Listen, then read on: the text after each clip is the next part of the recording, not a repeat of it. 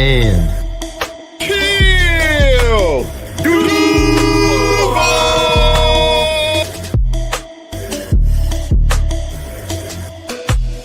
know what it is, man. You're locked in the Third and Chill where they keep it real. And if you don't know, you're going to learn today. Third and Chill, baby, and I'm out. Let's go. All right. Welcome in Third and Teal. Coming at you again live. Yeah. And we're going to talk about football because that's what we're here to talk about. And, Yeah, that's what we're here to talk about, football.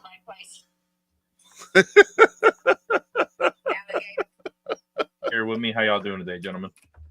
Oh, still feeling like the best individual show in this Curtis podcast network. Of course. That's without saying. Yeah, that's without saying. I'm just saying, man, hey, not all of us get a team that goes on a hot streak without 85 million injuries that end their seasons. And, you know, but somehow we are the only ones still on top, though. You know, just saying. I got a little something for y'all. Hold on. Watch that top right. Okay. Corner. All right. Oh, yeah. Oh, yeah. Little dude. Him. He's him. Up there, Eric. Up there at the top right, baby. Look at him. All right. Oh, okay. All right. That's what I'm talking about. Yeah, fuck that, really. Look, I'm glad y'all explained that to me, so I wouldn't look up there and go to tripping again like that one time. Like, what the hell? But okay, we good. Yeah. Oh. Yeah. Football. Balls and football. shit. We're playing the Colts. What would our hold on, pull something up real quick.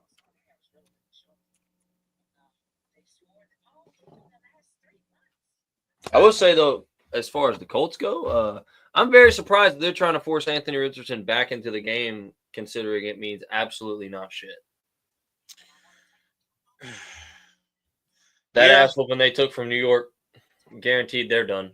So, Yeah. has anyone Yeah, that spoke to part. Jeff? By the way, has anyone spoke to Jeff? We should probably put him on a certain watch. No, he said he was happy because we couldn't ruin it for him. Yeah, he did say that earlier this week. Yeah, on the regular show. Yeah, he did say I'm not that. gonna lie, I would have rather lost it to us than the fucking Giants. Especially that embarrassing. Yeah. Literally lost to Yeah. nobody. Oh, Lee, man, this screen is way brighter than my other one. And look, that's what I was trying to tell. I'm like, dude, that's the most embarrassing loss to a team averaging 14 points a game. They put up 45 on you. And I'm saying. And it meant more to you than it did them. You playing for the Yeah, playoff. they lost the first overall pick to put an ass whooping on the Colts. Straight up put belt to ass. Like, Yeah, it was so ugly. exactly. So ugly. And man, to Heck think, yeah. dude, like, I'm not going to lie to you. Isaiah, I'm going to be real. I think I know exactly why. Like, I know we kind of talked about it some while we thought Anthony Richardson left college so early. But he left college early just to get one bag from the NFL because he knows his weak glass body ass could not make it, bro. This dude, man, like, He absolutely left he actually left for the NFL because he knew that his hype was way up here when his play was way down here, and he knew that he gets hurt so often. He just wanted to go get that money because the first round draft pick in the NFL makes a lot of money, especially in the first 5 picks. He probably got like a $28 million signing bonus. he made money. Yeah, he made stupid money, and now all he does is sit on the sideline and wear Colts gear. Like, he might as well be a quarterback consultant because he ain't a quarterback. Or he takes himself out of the game. Hey, you have to. Yeah, I'm finna say you have to remember he took himself out. Remember? Yeah. Hey. Yeah. At least I'm tired, Coach. Yeah, he took himself out. Yeah, look, man, I'm not gonna lie. Like, look, have I had my doubts about sometimes Trevor Lawrence coming out and being a little bit too high flying? Has he been a little too high strung sometimes? You know, maybe trying to force it here and there. Absolutely. But fucking A, am I glad that he's not checking himself out and fucking flopping on the ground with back spasms. Bro, Anthony Richardson sounds like he's one step from the retirement home. Yeah, he's pretty bad. Well, the Colts better make a decision real fast. That's what I'm saying. They need to either pick somebody this year or they need to tank another 2 years and wait for what's his name to come out, Arch Manning. Yeah, honestly, I can see him doing that though. I was gonna say that's what I think will happen. They'll say we need 1 full year with Anthony healthy. This year we didn't have it either. We're gonna give him 1 more chance to show us if he can do it, and then they'll draft Arch Manning anyway. I mean, I can see that. I can see that. I think they're just going to start letting people on contract when those contract comes up. I think it's going to start letting them go and then rebuild around Arch Manning. As they should. I'm sure they're going to try to, but yeah, it's not. They might not. Work, Who knows? But yeah, honestly, they may just say "fuck it," we're committed to Anthony, like some fucking retards. But if Shane Steichen's there, it doesn't matter anyway. Fucking Anthony Richardson is going to get murdered anyway because he's made of glass. It's funny they're not getting rid of Steichen either because they're still paying fucking right. Yep. They'll be paying Steichen for another 2 years. They get rid of him. Yeah. Yep. Can't make your living out of paying coaches that don't coach. Yep. Fuck. Hey, just like Joe Burrow said today, though, you can't make your living out of letting good players walk out of the building. Cincinnati's got a habit of that. But no, man, I want to talk about the snub, the Pro Bowl snub. We got to talk about it. We have to hear it. Honestly, because, man, fan voting is so fucking busted for the Pro Bowl. It really is. Because as we all know, you get that all first team or that 5-time Pro Bowler, that's an instant payday on your next contract. Like, mega payday. Bro, there's no reason whatsoever Brian Thomas Jr. should not have been in there over any of those receivers that are starting in the AFC. Right. Now, don't get me wrong. Did Nico Collins miss time hurt? Yes, he did. So, I mean, I agree with Nico Collins being there. Because if Nico Collins had a full season, he's fucking right up there, dude. Like, I mean, I get that. But Zay Flowers and Jerry Jeudy over Brian Thomas? What the fuck is wrong with you people? You have to remember, it's a fan base thing. No, but hold on. But that's my point, though. That's exactly my point. The system's flawed as fuck. You're letting fans vote on how much this dude will earn on his next contract by having that many Pro Bowls behind him. You know, because Brian Thomas Jr. cooked the fuck out of both of those receivers. Both those receivers look like child's toys compared to him this year. Okay. Yeah. And it's the same thing, just like the Heisman vote, man. It's all becoming a popularity contest.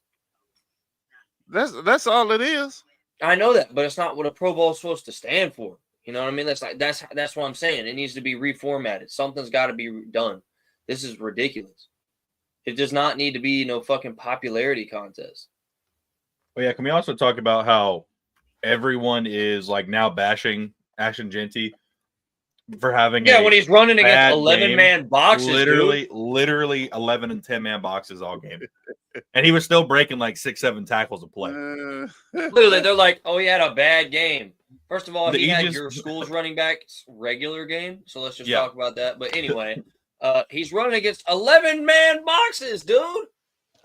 Yeah. What do you want from the man? It's very obvious what happened whenever you watch that one touchdown pass that they had, where a tight end who maybe runs like a 4.8 was wide open down the sideline with absolutely no one around him because they were not scared of anybody but Ashton Jeanty. Yeah, they were only planning for Ashton Jeanty, and we're also people are neglecting the fact that Penn State had one of the best rushing defenses in all of college football. So we're not just talking about some fucking pushover rush defense either. They sent everything they fucking had from the best rush defense to stop them.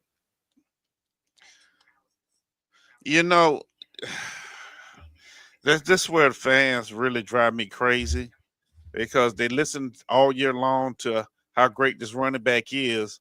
You know, so when they see him, they're expecting him to go off for 200, yards plus because that's what he's been doing all year. However, like y'all just said, when you go up against top-notch defenses, defenses that are a little bit better, have a little bit better talent, yeah, those numbers aren't going to be there. Do that take away from what he did all season? It shouldn't, but in some people's eyes, it's going to,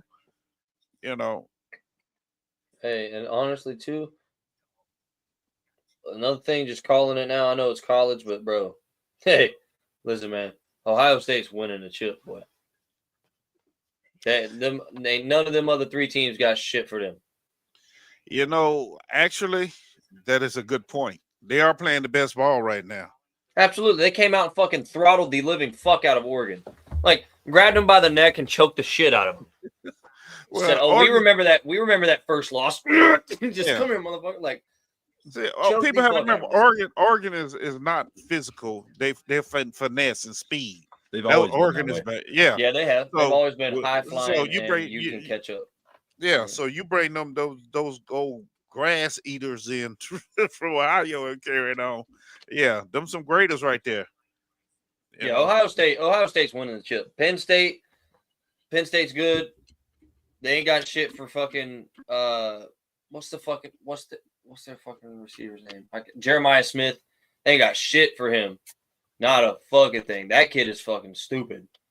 And bro, there's nothing. There's nothing. Notre Dame, I was surprised that Notre Dame actually made it to the CFP. I'm definitely surprised to see them go this far. Texas, I really don't think should be there at all. They have got lucky. They have got lucky. They absolutely have. They have. And they almost gave it up to ASU, first of all, after they were kicking the hell out of them. And then ASU just marched right back on them into a double overtime. That Cam Scatterbo is the real deal. Well, I say Cam Scatterbo was, bro. Hey, and he said a couple weeks ago that nobody's giving me credit. I'm the best running back in the country. Well, okay. I don't know if I necessarily agree with that, but he's definitely number 2, and it ain't close. He did look good. He did look well. He did look good. Based on our running backs and our scheme right now, who would be the best fit? Based on, I'm sorry? Between the two of them, Genty and Scatterbo? Yeah. They both kind of run the same, actually. They both run really angry, but Scatterbo's got a little bit more versatility to him, like as a receiving option than Genty does. So absolutely Scatterbo, yeah. Absolutely. I would say Scatterbo for a different reason. I like Tank. I feel like Scatterbo is a little bit harder of a runner than Genty, like just between the tackles. Now Genty breaks a lot of tackles and he's got really great contact balance, but I don't think he's necessarily an NFL punch it in on the goal line type back. Like, because he lacks size, but Scatterbo's got the size and he runs angry too. And I think he's a better goal line back. Because I think we already have ETN. I think Genty is just. I mean, I think he's great. Don't get me wrong, but for our scheme and where we're what we would have available, I think Scatterbo's the better back because I like Tank. I still don't think Tank is the punch it in on the goal line back like we want him to be. At least we don't use him that way, so that might be why I'm talking about that. But exactly. But I think they're both very similar, though. I wouldn't be upset with either. They're very close back to back, but I think for what we have currently, Scatterbo would be the better option. After watching both of them this weekend, I would agree with that, Isaiah. I think Scatterbo would be a better fit for us. I really do.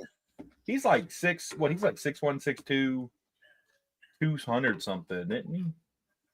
I don't know how big is that cat. He looked big. I mean, it might just be. I mean, he's like muscular, super big, but I don't know how big he actually is. Hold on.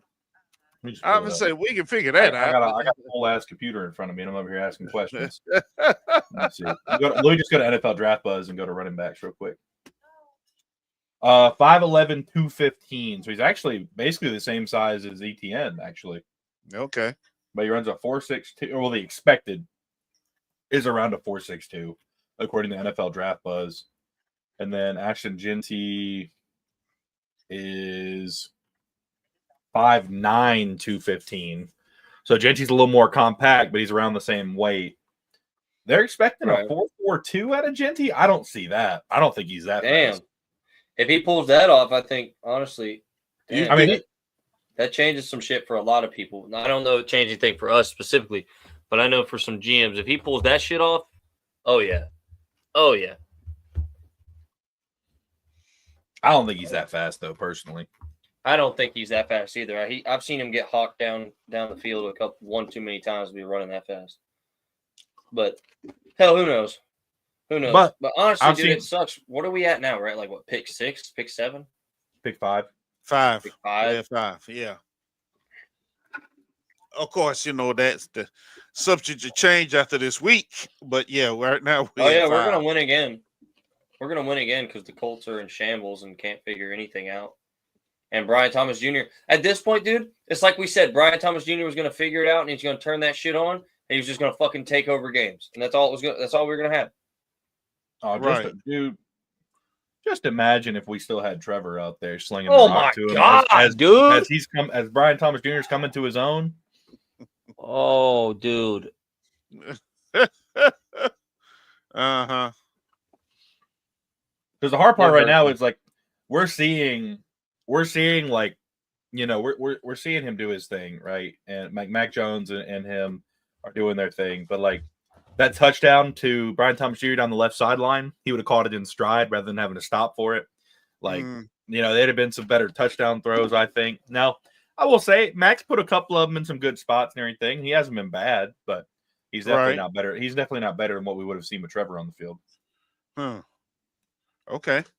Let me see. So, New England Patriots have number 1. Titans have 2. Yeah. Cleveland has 3. Yeah. New York has. Oh, wait a minute. So if we win, or no, if we lose, and the Cleveland Browns win, we move up to at least 4, maybe 3, because Cleveland has the head-to-head against us. Oh, that seems like so long ago. Yeah, that was what, second game of the season or something like that. It was really early. Yeah. And then so the Panthers are right behind us. The Jets are at 7 right behind us. We have the head-to-head against them. So if we both win, we stay in front of them. If we both lose, we stay in front of them. The Bears are 4-12. They have the head-to-head against us. New Orleans is at 10 at 5-11. San Francisco is okay. So we can't drop any farther than pick 10. San Francisco is 6-10. In Trevor's eyes, that's not a good spot to be in. Is it, Trevor? It's not a terrible spot, really. Top 10 is never terrible draft position wise, but it does seem just like senseless losses. What it seems like. Because here's the deal, okay? Top 10, you're going to get a good player. You're going to get a good player that potentially could change your franchise if you hit right. Okay?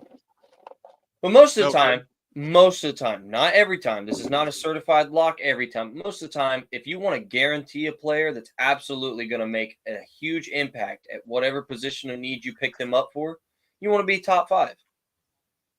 Usually. Usually.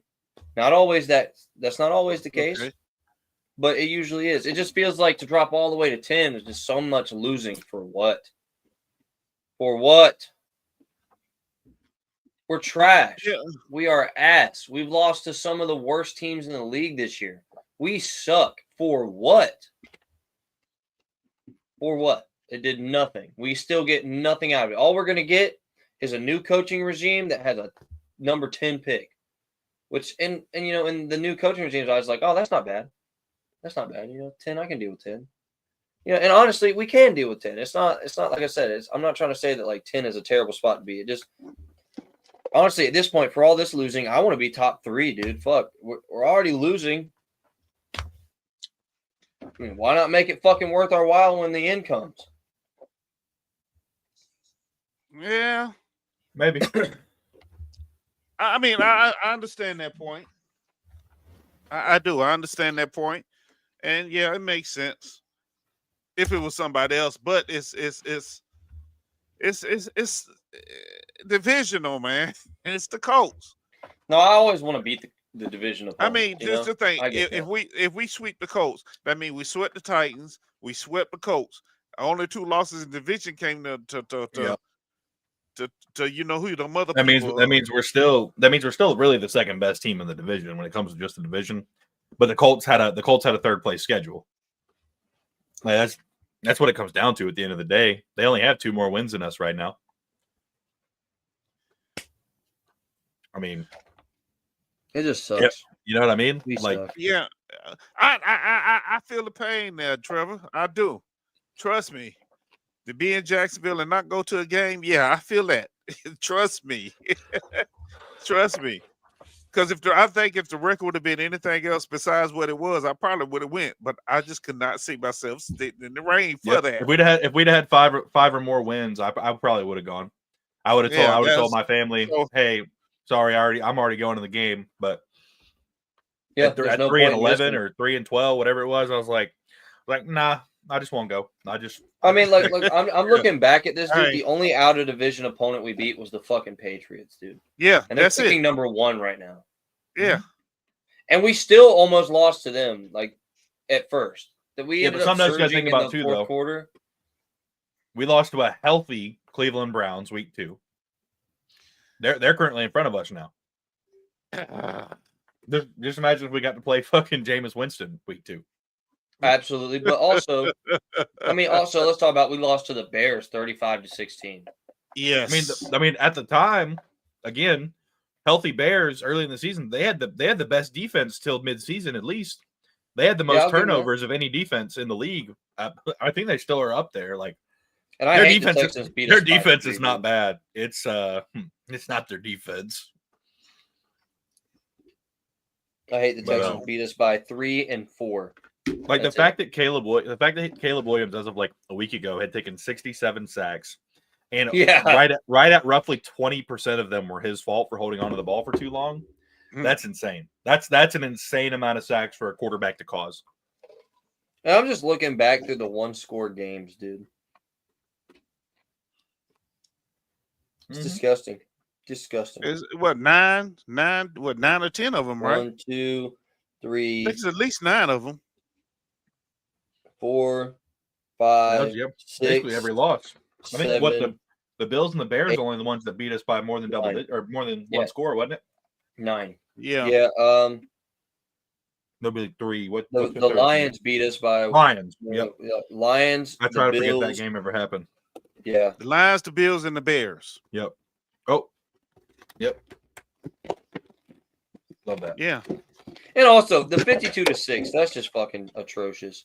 I know that they're one of the best teams in the league, but 52-6, dude. Nah, man. Ben Johnson was just having fun with his new team. He's toying with us. No, I'm really hoping that shit that's coming out about it being the worst kept secret is, man. I hope it's true. Well, I've come to the conclusion this is the time now where it's finna really get hyped up.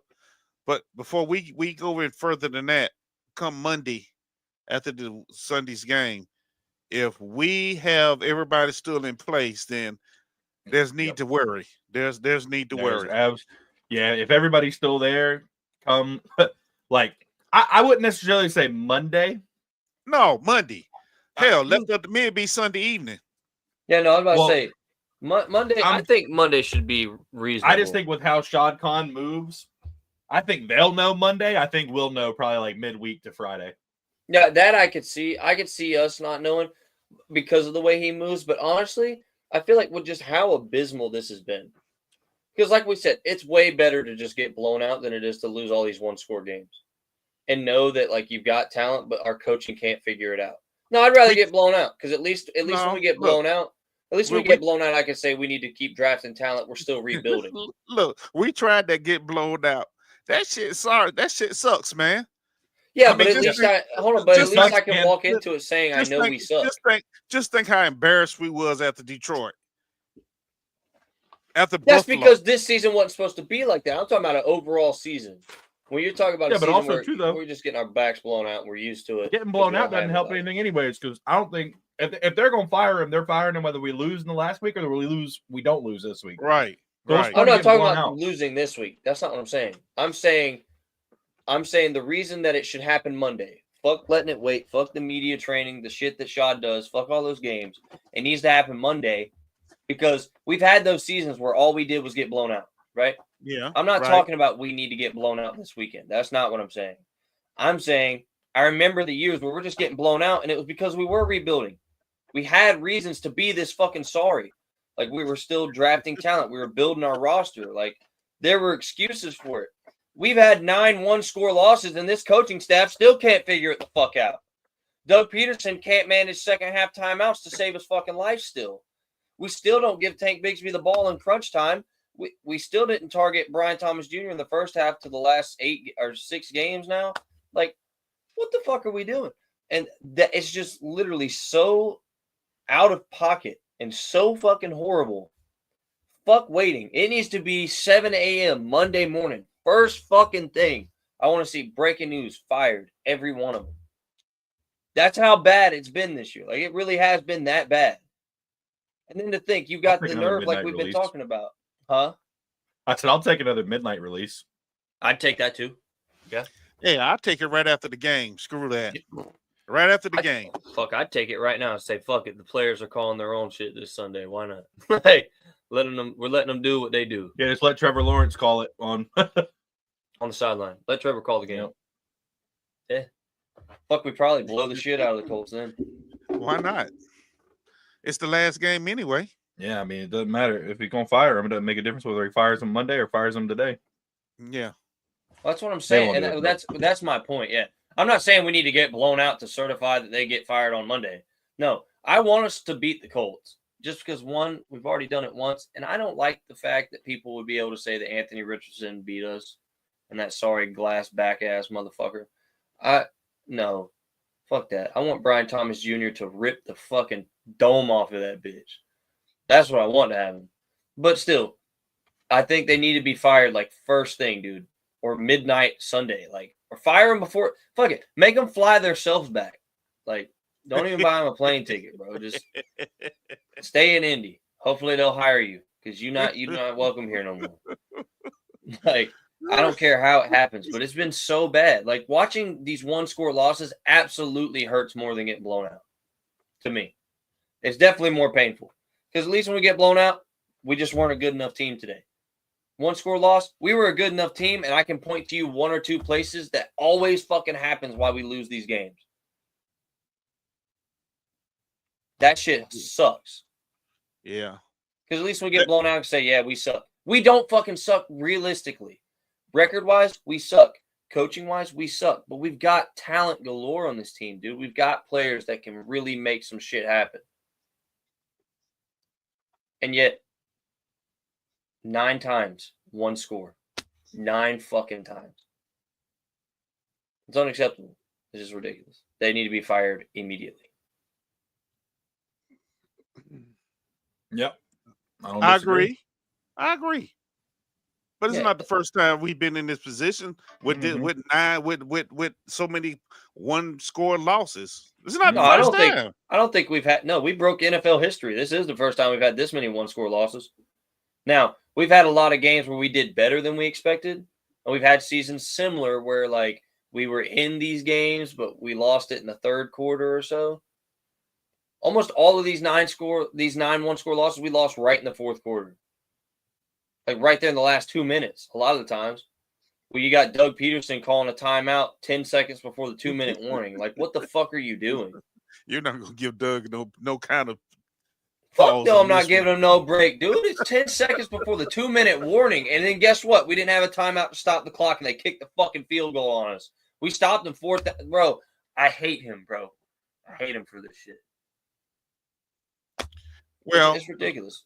I mean, basically, since we're doing a year in review, at least we can say he hasn't done a lot of 4th and 1 dumb stuff this year.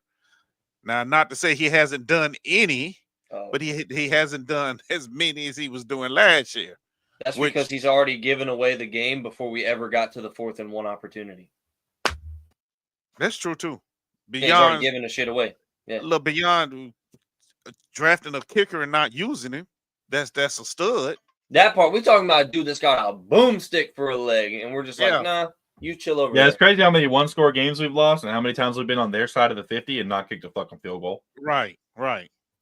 Dude, Cam Little could set the NFL record. I am confident. That guy is a monster. Yeah, as long as it's like my thing for him, as long as he stays healthy and he can like keep himself under control when it comes time, like I think he could do it. But here we are. I don't understand. It's like we talked about, man, like the first time we played Houston this year. How is it Tank goes off for almost 100-yard run? Then you try to stuff it up the middle twice and then never give him the ball again. Mm. He sits on the sideline the whole second half. What the fuck? And it's like I've been saying this all year. I know you guys have said it some too. It's just like, I can't believe that it's not intentional.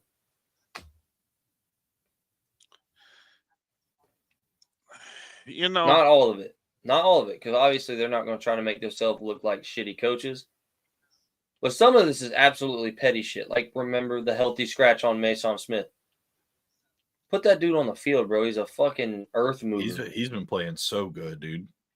Yeah, he's an earth mover. Imagine if we let him play all year instead of playing this stupid, sorry ass politic bullshit. I've even seen a couple of things like talking about after the last game, like this dude's gonna be a problem for a long time in Jacksonville. Like, he's good, man. Yeah.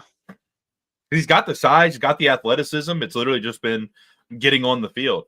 Now, of course, they had him out for a little bit with some sort of injury that they wouldn't disclose, but like it's ridiculous, man. I don't know what's going on, dude. Nope. And the Eric Armstead playing edge rusher all year. See, that should be a felony charge. You know, as we sit here and go back and look and think about some of the things, considering where we were at the beginning before we played the first game to where we are now, and the things we saw that we're not expecting. We didn't expect any of this, really. I mean, we really didn't expect Eric Armstead to be outside playing in. Why? That's not what. That's not where he made his money at. We didn't expect Trayvon and Josh to have subpar seasons, which you can say, okay, they're getting a lot of attention. But then once again, we know watching the scheme that is more, I don't know, you can say it's more ability than scheme, right, at this point. They have to develop another point of attack as far as their rushes, because they're simple. They simple rushes. You know, I watched a couple of these high schoolers, college guys. I mean, and they doing swim moves, fake back, spin one way, come back the other way, and I'm like, really, it's just that simple. Yeah, you got college players with a deeper bag than these $1 million edge rushers. Like I was telling Isaiah when he first came on, that tackle from Texas, Kevin Banks, he was getting abused yesterday.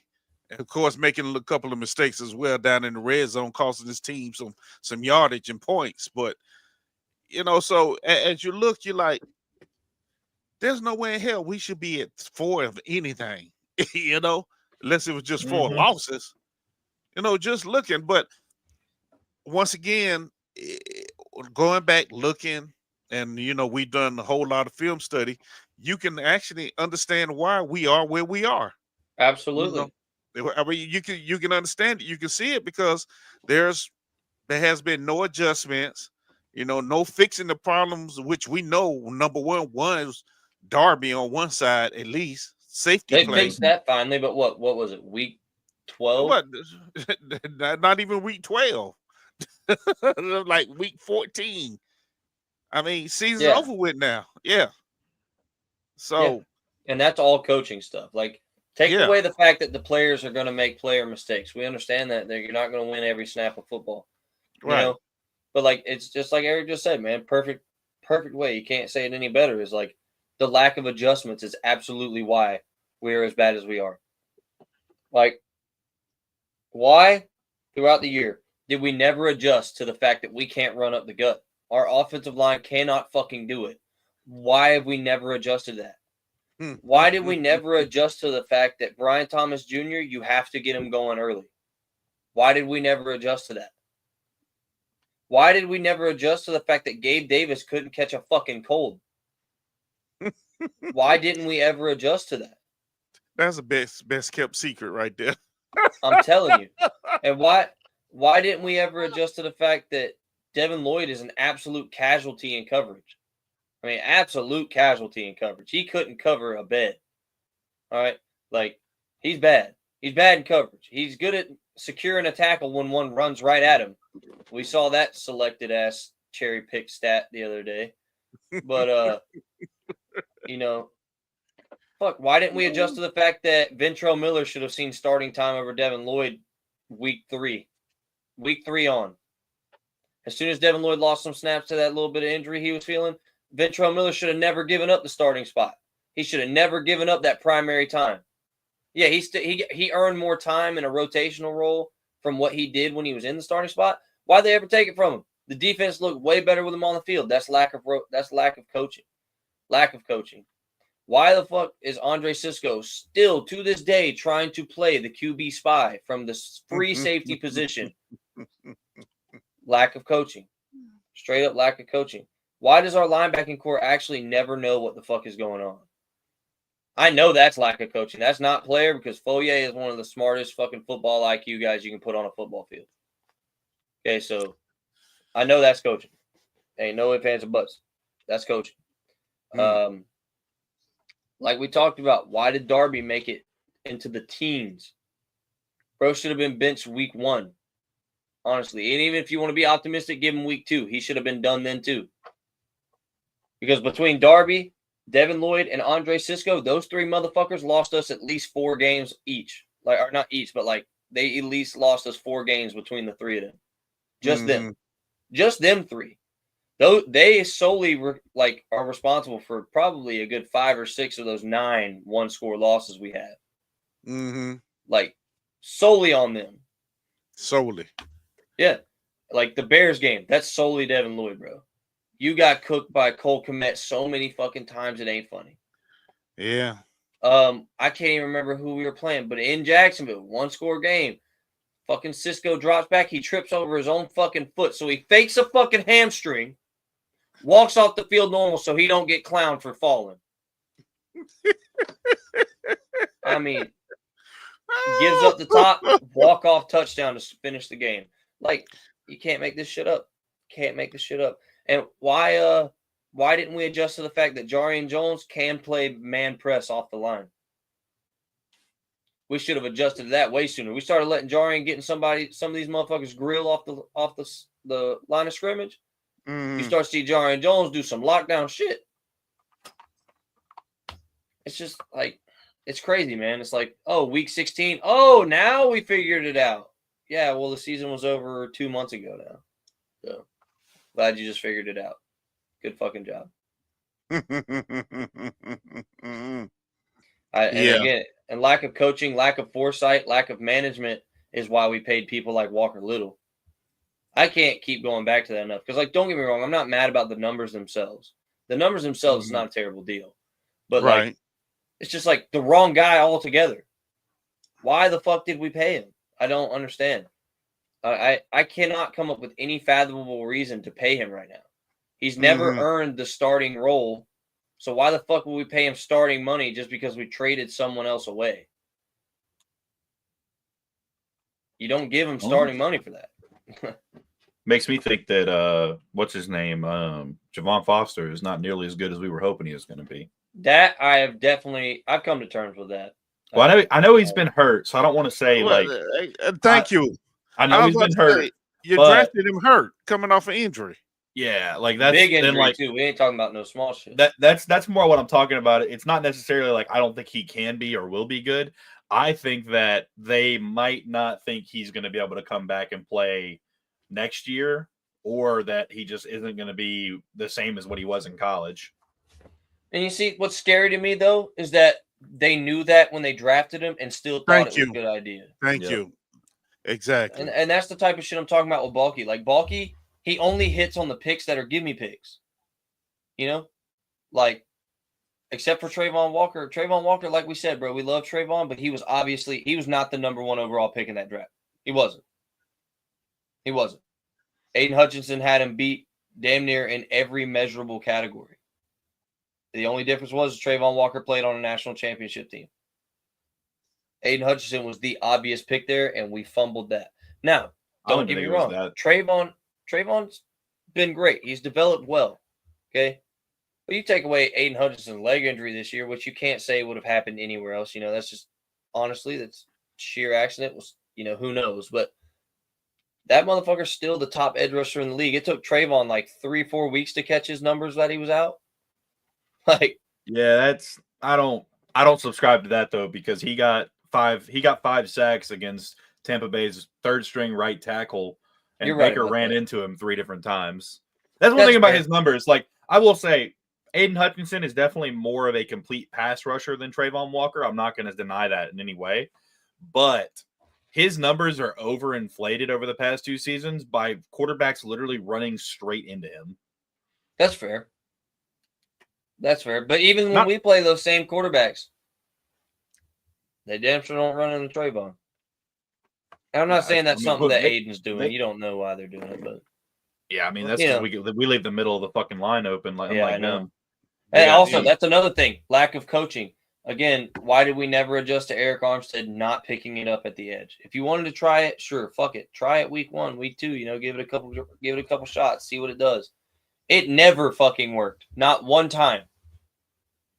Never. And we still see him out there. It's ridiculous. It's honestly ridiculous. And then to think that, like, we have lanes in between the defensive tackle and the edge rushers you could literally drive a semi through every fucking snap, damn near. That's lack of coaching, dude. Like, how many times you got to watch a quarterback take off through that gap for 20 fucking yards before you close that gap? Couple more at least. Literally, it's got to be apparently a couple more months, honestly. And again, You and know, with I Trevor, just dude.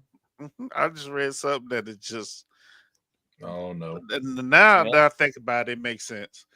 If the Jaguars win Sunday, it'd be the first time this whole season it'd be back-to-back wins. Yep. Ain't that something? I mean, it's just those little things that you don't realize till you see it. You're like, damn, that is true. We haven't won 2 games in a row all season. Gotta love it. Well, fuck, man. And one thing I think about a lot too. If you put Trevor Lawrence somewhere like Indianapolis behind a good offensive line, he's a fucking Pro Bowler every year. Guaranteed. Why the fuck, like, literally, I don't understand how this organization never builds the offensive line. I don't get it. Like, at this point, it's complete and utter negligence, really. Because, like, do I understand, like, yeah, you don't want to waste every draft pick you get on an offensive line? Sure. We don't even get him in free agency, really. We got Mitch Morse, but he's a fucking rental. He's an expensive rental, but he's been good. Brandon Scherf's been washed since he got here for the most part. I mean, his numbers make him sound a lot better than he is, but I think that's because when he gets beat, he just passes off to someone else, and then they eventually end up taking the negative hit for him because he's definitely getting fucking cooked. Ezra Cleveland, he's been okay, but we traded for him. He hasn't been terrible, but he ain't been nothing worth writing home about. Walker Little damn sure ain't worth writing home about. And Anton Harrison's took a straight fucking decline this year. Like, and we've only drafted one solid lineman, and it was Anton. In the past couple of years, we only drafted one that was really good at any point in time. And you think, man, you pay a quarterback $275 million, you want to put some pieces in front of him to protect him, but nope. That makes too much sense. I mean, you would think so, right? Yeah, it just makes too much sense. Let's just let him get fucking murdered every time he drops back. Just makes too much sense. And then also, again, with these petty games, man, it's like I'm talking about, like, big part of that for me is why the fuck does Doug call plays for Mac but not Trevor? That I need to know the answer to that, dude. That's big. I don't know. And nobody's going to ask you. No, nobody's going to answer. Nobody's ever going to answer. Yeah, because we wouldn't understand if you told us. Yep. No, we wouldn't understand. And then, like, again, I don't understand too. Like, you got people. I'm gonna just say it today. I'm at everybody. This is why I don't like really watching Jordan DeLugo stuff that much, because he asks all these media trained ass questions. Bro, ask him a real fucking question, dude. Like, ask him, why don't you call plays like this for Trevor? I've read the rules and guidelines to being an accredited media, and I know there are certain things you're not allowed to say. I know there are certain things that you can't do to quote unquote provoke. I understand that, but it's not a provocative question. That's a straightforward question. It's also a straightforward question to say, why is Darnell Savage still in the starting lineup despite his lack of performance? That's a well-rounded, media correct question. There's nothing wrong or provocative about that question. That's a straightforward question to a straightforward problem that we have on the team. Why do we never ask that? Why does nobody somebody did ask, do we need to start getting BTJ involved more? And then that's how we found out that Mac Jones fucked up a screenplay. But right, yeah, that wasn't even. Was that was that Doug Peterson or was that Press that Press. said that? They asked Press that. Yeah, we got it from the offensive coordinator, not the head coach. Yeah, but no one ever asked this motherfucker any real questions either. They just keep letting this shit slide. It's bro, no wonder they feel so comfortable. No one ever makes them feel like it's really a problem. Mm-hmm. The fans are pissed, and you guys are sitting here, Jordan especially, and the only reason I'm coming for Jordan like this is because, Jordan, you are in touch with the smaller groups of fan bases too. You're in touch with the regular everyday folk, and you're also in the building. You should be using that ability and that media pass to literally ask the questions of the fans. That's what a media is supposed to do. Especially a sports media. Report on the shit we give a fuck about. Don't ask the obvious. Doug, do you wish you wouldn't have gone for it on 4th and 1? I bet he fucking does because it didn't fucking work. Okay? But even if he doesn't, who really gives a fuck? That's not the real question. The real question is, why is Eric Armstead playing at edge still? The real question is, why is Mason Smith still on a healthy scratch? Why did no one ever ask that? We had to get it through a fucking media leak that it was a fucking personnel conflict between management. Dude, just ask the fucking question. Worst thing you can do is not answer, and then that tells us everything we need to know. Everything. And again, it's not like I dislike Jordan necessarily as a guy. I don't. I just think, like I said, if you're gonna have this media pass, use it for the right shit, man. There are people out here that would die for the opportunity to just stand in front of them and ask them some questions about this team, because I know there are people that take this team, that they live this team. I am people. It's me. I'm people. Okay? Because when this team sucks, my mood fucking sucks. If we have a shitty game, dude, I'm gonna have a shitty day probably for at least an hour after the game. Because I'm gonna be over yeah. And y'all see me, I get fired up over little shit over on here, man. If we have a shitty game, I'm spending the next hour and a half, 2 hours after the game just thinking about how in the fuck did this happen? Why did this happen? I just don't understand. It seems so simple. It's literally Duval TV said it best weeks ago that this is shit that high school teams kick you off for. It really is. You will ride the bench in high school for this shit. Why is it happening in the NFL, and why is no one ever asking and holding someone accountable? The best part about being an accredited media is the ability to hold them accountable. Because if you don't hold them accountable, no one from the fan base can.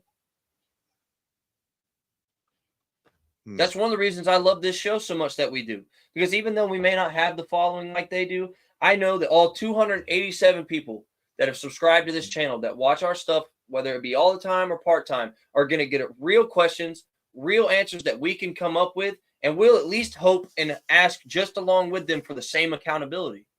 I'm not going to walk in there, ask these stupid-ass, dressed-up media questions, and then go to my podcast and ask the same questions that we're asking. You can't play both sides of the fence, and that's not a Jordan thing. That's a lot of Jaguars coverage. That's not just Jordan. There's a lot of Jaguars coverage that does that, where they play both sides of the fence. They don't want to. Honestly, man, everybody said Doug Peterson's on the hot seat. Well, I bet it didn't fucking feel like it. No, not with nobody asking questions. Yeah, no one grills him. No one ever puts the coals to his ass. Bro, why do you suck like this? You can't actually say that, I understand, but there are professional ways of asking. There really are. Of course there is. Why did I don't think I remember anyone asking why Tank Bigsby didn't see the ball in the second half of the Texans game. They asked if he was injured, and Doug said no. And then they dropped it. Okay, so he's not injured. That should produce the question that everyone wants to know. Okay, he wasn't injured. So why didn't you give him the ball? Right. Exactly. Why didn't you give him the ball? That's something you should have to answer for as a coaching staff, because that was a blatant mismanagement of a game, and it cost us it. It cost us that game too. So, like, that should be something they have to answer for. That is your job as the media. That's our job. But it's our job too. And honestly, if we ever do get that accredited media pass, Doug Peterson or whatever coaching staff we have, they're going to hate to see us coming in there. Yep. Because it's going to be the good, bad, and the ugly, man. It is. Maybe they already know the answers Doug gonna give, so they don't even bother. Bother anymore. Well, they I know don't who go on was their, it? they don't go on their shows Was it and give them to us. Was it what was his name? Shit. Was it Brett Martineau that asked that question? That's the one he asked that actual question, and then Doug, what was going on in that play, and then he said, "Oh, you wouldn't understand." And that told us everything we need to know, did it not? Yep, it did. Yeah. It told us everything we need to know. Okay, and that's what I'm saying. You don't have to expect the answer. You just have to be brave enough to ask the damn question. If you ask the question, any answer is an answer, and will let us decipher how to take that answer. But that is your job as the media. Ask the questions. You're the only one in the position to do so. I don't know. It's just tragic because here we are. And I think the reason I'm so frustrated about it is because, like I said, we spent the last umpteen amount of weeks just asking these same questions. It's like, if the people in the media aren't asking these same questions, they're purposely fucking ignoring it, or they don't really truly give a shit about this team. That's the only two answers. It really is. Because if you give a shit about this team, you want to know the same thing. So if you give a shit, that means you're purposely ignoring it. But if you're not purposely ignoring it, that just means you really don't give a shit because you don't care to ask those questions. You don't care what the answers are. There's no way around it. It is one of those two. Damn. You can't avoid it. You can't. And it's honestly, it's tragic because, again, I feel like if these coaches really had to answer for some of the stupid ass shit they've done, I do believe we would have seen some changes sooner. Like, I'm willing to bet, look, Ryan Nielsen is not a guy that likes to look stupid. I don't think. I really don't. I don't think he likes to be made look stupid. I do think it was politics that kept Ronald Darby on the field, but I guarantee you he probably would have liked an opportunity to make that known. Yeah. Somebody go in there and say, hey, Ryan, we've noticed that Ronald Darby is maybe not panning out like we expected in the offseason. What are the plans going forward? Is he still a full-time starter? Are we going to work someone else in? That's a correct question. This is a sports team, and whether or not someone's feelings get hurt is not the point. If the truth hurts, then look in the mirror. Unfortunately, that's the way life works. So there's no skipping out on that. Ronald Darby was dog shit all year long. Someone should have asked long before it ever happened. He cost us like 3 games by himself. Ridiculous. In college, you cost someone a game, you won't see the field the rest of the year. You blow it like that, you'll sit for a while. So, I don't know, man. But R.I.P. Eric. I see him up there. Oh. Yep. There it goes. Oh. Well, yeah. I can't predict the Colts game either, by the way. There's no telling whether Mac Jones will get the ball to BT or not. Now, honestly, guys, I'm sorry. Really, it's almost impossible to predict these games at this point. There's no telling what version of this team's going to step on the field. There's really not. There's no telling. It could be a version like we saw last week where the defense just stepped up and bullied people. Yeah, could be. And Mac was finding Brian. That team could show up. Or it could be the team that showed up any other time that Mac's been on the field for the most part. It could be the Mac Jones that ran backwards 20 yards and then stepped out of bounds with the ball. I still can't believe he did that. That was...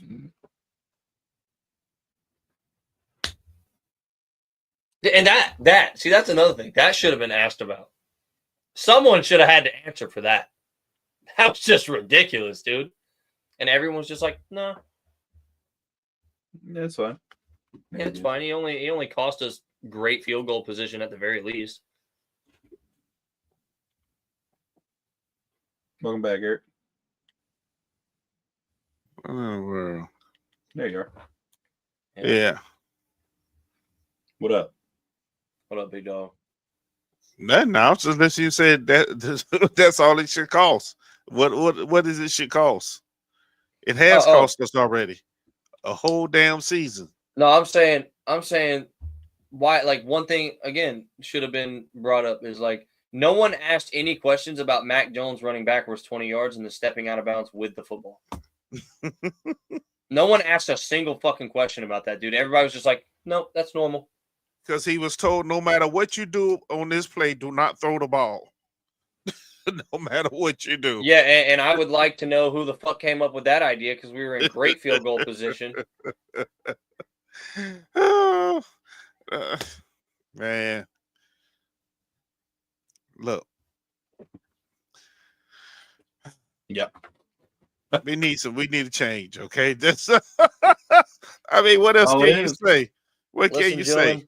I hope that when we reconvene on Monday night, we are reconvening with new feelings of hope, promise, and excitement for the future. Right. I really do. I really hope that we're not reconvening Monday. We still talking about the Jaguars on Monday, or who we talking about? Yes, we talking about the Jaguars. Look, the season is done, so hopefully they're already compiling the list of who they want to talk to, who they need to bring in before the draft. Because you got to remember the draft coming up too, so need to get these folk in there, get them set up, and let's go to work. It's in May. I think it's in May. April. April. Yeah, April. Yep. Usually around the end of April, right? It's I think it's normally like the 21st, 22nd, 23rd, or something like that. It's it's a Thursday, Friday, Saturday, I think. So January, February, March, April. So that's 4 months. That's We're 4 gonna months. Start putting our list together, boys.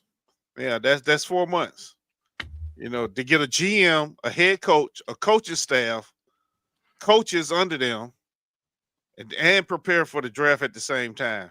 Nope, I'm going to speak it into existence. I'm buying into the hype. Ben Johnson's the worst kept secret we already know. And don't forget, they're going to fire any scouts. No, they need to. Those guys definitely need to be gone. Stop scouting me injured-ass motherfuckers, bro. Scout me somebody that can touch the field, man. But even though the scouts don't make the final decision. Yep. I know. Yeah, but the fact that they was even on the scouting report. I don't even want to see I don't want to see no fucking road to recovery motherfuckers, man. Maybe. Hey, you know what? Now that you think about it, maybe the scouts are presenting that as in, oh, look, he's injured. He may be able to come back, whatever. But just giving them the information. More upside in it. Yeah. Right. I believe that. Oh, excuse me. I'd believe that in a heartbeat. Balky is. Yeah. Balky gets a hard on for anybody with an injury. I mean, so. Oh, you were injured your sophomore year? You want to come play for the Jags? Stupid, man. I'm surprised we didn't draft Anthony Richardson just because. Yeah. I think Tavon Bryan kind of made us stay away from Florida players for a while now.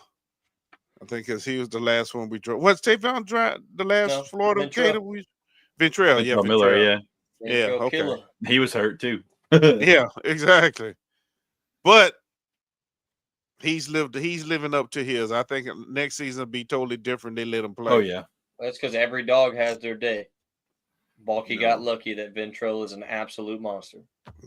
that he recovered from his injury. That's what that was. Well, I'm saying he got absolutely lucky that Ventrell was not only a dog when it comes to instinct, but a dog when it comes to playing through shit. Because he came out there that cast on week 1 and was slinging shit, son. He did not give a damn. So, last game, Indy. Fuck that. I'm just happy it's over. Fuck. Like I'm being hit by an 18-wheeler every week. Just Hey, it is what it is, man. I mean, because I'm thinking back and Think about our predictions. Yeah, we got this one. Yeah, this gonna be a little hard, but I think we can get it.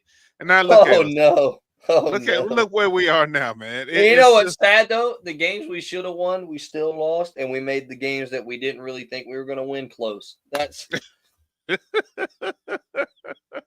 right. Except for think about the Lions dog walked the shit out of us. Think about the game in the Gator Bowl. Lord, I'm showing my age. Minnesota coming in flying high. 9 points. Was it 9 points? Something like that, right? I don't know. That was a prohibition there. The score. Yeah, we held them pretty low. Yeah, real low. 12-9, something like that. I think it was 12-9. Yeah, but and I'm like, and Trevor, we did ask this question: where was this defense in the beginning of the year? 12-7. Yeah, where was this defense at the beginning? And then the next week, who we play next week? That next week? Were we off? Then we had Houston. We played, if my thing would load, goodness. Vikings, and we played the Lions. The Lions, okay. Oh yeah, then we got mollywopped. Yeah, yeah, yeah. So that's what it was. That's another reason that was so crushing was because we come out against arguably the second best team in the league. We hold them to fucking that type of performance. We had 4 or 5 interceptions on them. Defense was flying around. We still managed to fuck it up. All those turnovers and still fucked it up. But we were like, hey, the defense can really hang in there with them, man. We held Justin Jefferson to not really anything. We're like, yeah, the defense can hang with people. Right. And then we go to Detroit. And, oh, my. That was the worst loss in franchise history, literally. Of course it was. It literally was. We have never taken belt to ass that bad. And that says a lot. That says a whole we've taken a lot of ass whoopings, man. Yes. A lot. Sheesh. Yup. Yeah. But it is, that's who we are, man. At this point, you're going to say that's who we are. We are who we are. Yep. Duval. Yeah. I mean, no need of trying to change it because that's who we are. That's what we do. But it's okay. It's okay. We have brighter days coming. Mm-hmm. The Lions thought they would never make it. Look at them now. And I was about to say, if Detroit can do it, I know we can do it. Oh yeah. So if Detroit can do it, we can definitely do it. All we need is their offensive coordinator, real quick. We need the guy responsible. We need the guy that did it. And man, I'm so serious though. The only reason that I really do want to just start speaking it into existence and hoping that wasn't trolling shit is because the guy that said that the Ben Johnson thing is a bad kept secret, he is an accredited guy. He's got multiple statements, multiple breaking news that he's been found credible on. It's not just some random fucking burner account, saying it. So, hopefully he's not just pulling our chain, dude. If it's honest to God, 7 years, $80 million for Ben Johnson, fuck it, give him the fucking house. I don't care. I doubt they give him 7 years on his first contract. Yeah, that's one thing I did find odd. I found it odd, but then at the same time, I will say, whatever deal that he takes to go ahead and leave Detroit, because he's in a perfect spot. He's guaranteed Super Bowl contender as long as he's there, really, at this point. So, whatever deal he does take to finally do it, it's going to have to be pretty lucrative. I don't think you're going to get him on just your standard coach deal, and I'm not saying that you won't, because you could. I don't know. I don't know Ben Johnson personality that well, but I will say, I do feel from what I know he said as what he's looking for in a team and what he's looking for to coach, he's not just going to be wooed with 3 years and a little bit of good money. He would just rather, he's getting paid great to stay where he's at because they're winning like they are. So, it's going to have to be a pretty lucrative deal, I do believe. Yes. Yeah. And Detroit has been known to pay their coaches to stay. So, yeah. Oh, they're So going we to have try to to do pay him that. to stay this time. Absolutely. Heck That's what I'm yeah. saying. Well, that's what I'm saying. I think normal circumstances, absolutely not. You can't do that. Like that's a little bit much. But you've got somebody like Ben Johnson who is certified. Like I think he's the next Andy Reid. To be honest with you, like dude's calling plays that we have never even thought about before. Dude's designing shit. Dude's designing fake stumbles into plays to free up a tight end, so the DBs drop on a fumble. Like, dude is next level creative. And I'm surprised he didn't break that out against us with how Andre Sisco's been playing. I'm saying, dude, it would have murdered us. I don't know. But, Andre like- Sisco might have sacked him. How quick he's back there. Yeah. But no, dude, honestly, like creativity costs. You see it. You see it everywhere in the league. Creativity and speed kills. And Yep. that being said, man, 7 years, $80 million. That sounds lucrative enough to me. Yeah. Man, I'm looking and now it's beginning to really sink in and piss me off a little bit. Miami 20-17. We know how that went. We know how it should have been. We know this. I'm still mad about that shit. Cleveland 18-13. Really? Really? That was Okay. fucking terrible. I'm so mad. Yeah. I'm so tired. I can still hear those fucking morons screaming brownies. That's fucking disgusting. Buffalo 47-10. We know they didn't even show up on national television. Houston 24-20, which, questionable coaching, no tank Ain't in no the question, second half. Just bad. Then come home, we beat Indy 37-34, tried to give that back to them.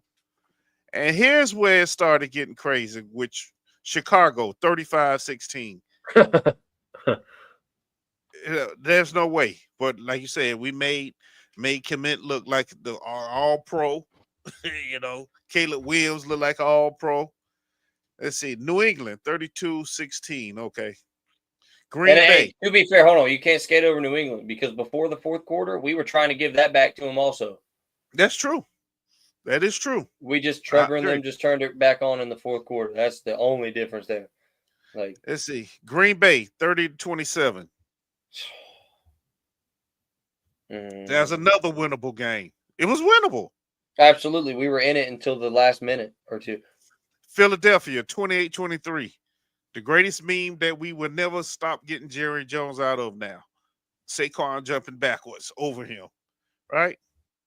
Minnesota 12-7. Now at this point, that takes us to 2-8. 2-8. But clearly, you can go back up and think about those other games. Say we should be at least 6-8 at that point. At least Green Bay is the game that Cisco just fell down and gave him the fucking game. I mean, we had him too, dude. It was 3rd and long, and they just sent up a fucking one last prayer, and Cisco fucking falls. Then of course that was the Detroit 52-6. Yeah. Then Houston 23-20. The only losses that we outright just fucking earned was Buffalo and Detroit. Yeah. Every other game we were in it, dude, and it's so fucking frustrating because it's all bad coaching and just shitty fucking players having too much trust, which is also bad trusting or bad coaching. Sorry. And the Raiders, yeah, we should have beat both of them. So going back and pulling up the schedule from the first day, looking at it, there's no way in hell we should be at 4-12 right now. That's just, but we are. I guess that is the point. The hard part. We are. But we are, And after last year and this year, oh yeah, without a doubt, something needs to change, and hopefully Monday is the beginning. Yeah. Cisco is the one player I'm glad Jags didn't pay. Yeah. Yeah, we were talking about paying him in the preseason, but or like in the offseason, but I'm glad we didn't. Yeah, I am too. Because last year he was laying the boomstick. He was actually throwing some good top shields on cover 4s and 3s, Not really bad. He was doing what he needed to do. And then this year he's just turned into an absolute fucking hobo. See, yeah. Number one, as we showed the first few weeks, he cannot cover anybody man on man to man. I don't know why they keep absolutely trying to, not. I don't know why they keep trying to make him do it, have him do it, but he can't. Yeah, I'd rather run cover one robber man defense than any form of everyone man up than all man, dude. Because Cisco can't do it, and Devin Lloyd damn sure can't do it. Right. Ronald Darby couldn't do it. So We had yeah. 3 guaranteed man coverage casualties every time we ran the shit. But to be fair, though, to give Ryan Nielsen credit for this, Ronald Darby, Cisco, and fucking Devin Lloyd were also zone coverage casualties, too. They can't fucking stay in their assignment for the life of them either. I mean, part of it, too, is you draft a guy in Devin Lloyd who's never had to play man coverage before in his career. He's an edge rusher. Like, he really was a glorified edge rusher, our linebacker. We brought him in. He played good for us year 1, but, I mean, and then played good for us year 2, but he was in a simple defense where he had one thing to do. Yeah. Which, I mean, sure, it's not all on Devin Lloyd, but the fact that Devin Lloyd can't cover, that's a Devin Lloyd thing as far as, like, his skill set right now. It's on coaching for the fact that they haven't picked up on that and developed him to be a coverage guy if that's what they want him to do before starting him. That's a two-headed tyrant there, like Ronald Darby, that's just flat out coaching. Ronald Darby's fucking ass. Ronald Darby's just old. Ronald Darby's old and he's become ass. Leave that old man alone. No, tell that That's geriatric what that fuck is. to go to the fucking nursing home, right? He's got to get off the field. He's ass. Okay? But that being said,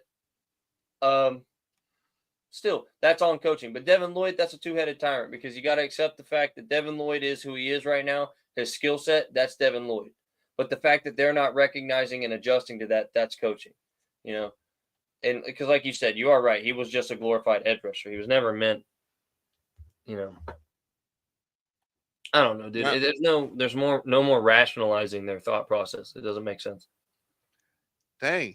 Deshaun Dixon. Y'all remember him? Still on the roster. Yeah. Injured reserve. Knee.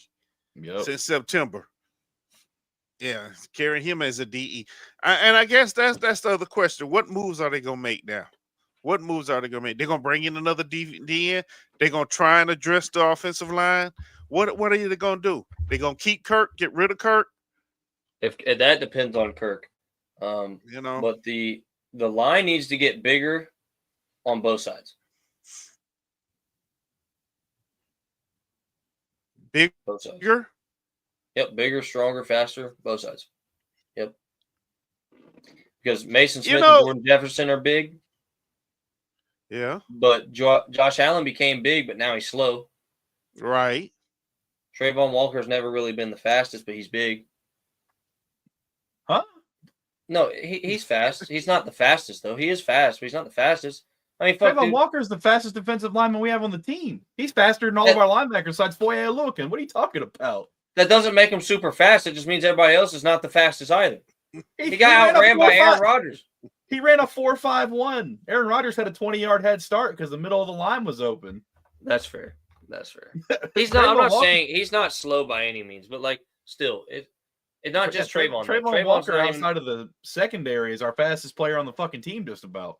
Well, he's still Trayvon is not even the problem, really. The problem here is the fact that they do need to get bigger depth wise. Then you get bigger strength wise than a lot of players. Like Devon Hamilton's big, Mason Smith, Jordan Jefferson, they're big, but the Mason Smith and Jordan Jefferson, for some reason, they just don't want to give him a lot of playing time. And I think Devon Hamilton gets tired because he's always taking the snaps there. And Eric Armstead needs to get the fuck out of here. We just need to cut our losses, dude. Cut our losses on him and Gabe Davis. Is get rid of him? I know or we put did. him back, or put him back in his natural spot. No, I'd like to put him back inside and hope that he can. Yeah, you put him back inside, and if he's not good next year, then you get rid of him. Yeah, I can see that. I'm not literally like saying we cut him because we did pay him too much money. I'm just talking like what I'd love to happen. Not even like forget the money part. It's like literally Fuck him and Gabe Davis and Ronald Darby. They all three need to pack their shit and leave right now. They suck. But to be fair, like, you know, if you put Eric Armstead in his natural position, I do think he'd get a lot better. There's no getting better for Ronald Darby. He's only going to keep regressing. He is old. And Gabe Davis, you can't fix a chess catcher by the time he gets to the NFL. You got to catch that shit in high school, early college. You correct it. Then they become a good receiver. You can't fix a chess catcher in their 5th year in the NFL. I'm saying you can't. He's already, that's especially bad. Yeah, you and we brought over his wide receivers coach who didn't fix it while he was in Buffalo. Literally, I'm saying, dude. See, all we did was just reinforce the fact that I like Chad Hall, but damn, we bring over his fucking coach, and that's he's just the like, guy. yeah, keep catching it with your chest, like, yeah, Yeah, that part. Well, boys, yeah, it's a good place to cut it off. Yeah. We're gonna start researching our draft picks, and we're gonna give y'all some talking stuff, some free agents. We're gonna do all that, but that's all. I mean, fucking, we ain't even really talk about the Colts and motherfuckers. I don't really give a fuck what happens to this game. Honestly, I want to win, of course, but like, you know, either way, I'm chilling. You know, it's the Colts. Yeah, it's the Colts. I hate the Colts. The last game, you know, I don't care what they do. They lost to the Giants last week. They ain't going to the playoffs either, so whatever. You know, whatever. And even if we lose to them, I mean, even if we win, we can't pick after them in the draft. So it's like, you know, it's like, I mean, really.